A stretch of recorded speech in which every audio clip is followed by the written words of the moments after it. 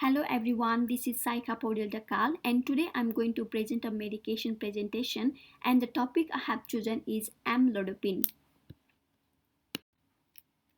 The generic name of amlodipine is amlodipine itself and the brand name is Norvasc. It belongs to the drug class of calcium channel blocker, anti-anginal drug and antihypertensive drug. Talking about the mechanism of actions of amlodipine is an angio selective calcium channel blocker and it inhibits the entry of the calcium ion within the heart and decrease the electrical conduction within the heart and the force of the contraction of the muscle cells, and it also dilates the artery, and this dilation of the arteries reduces the blood pressure.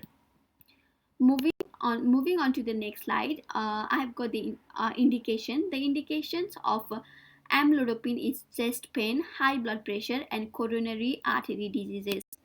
Pharmacokinetics of amlodipine. The route is mostly oral.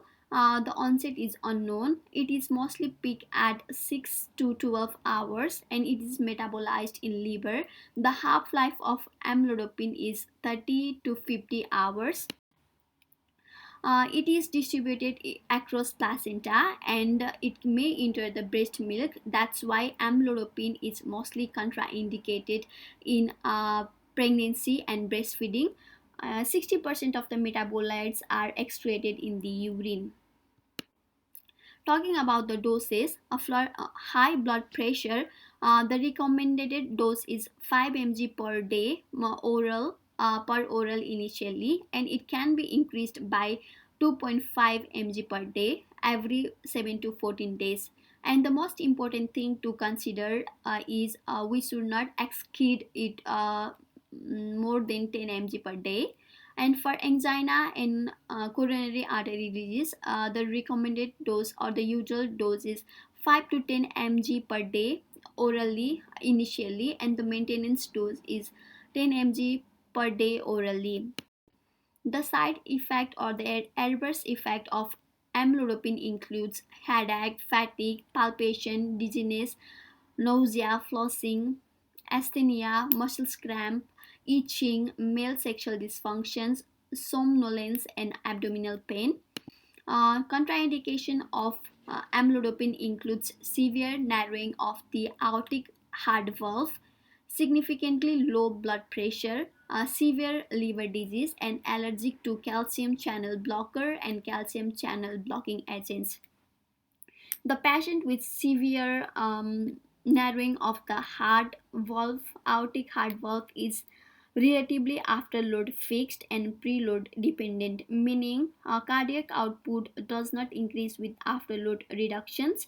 Therefore, all afterload reducing agents are contraindicated, including amlodipine as well.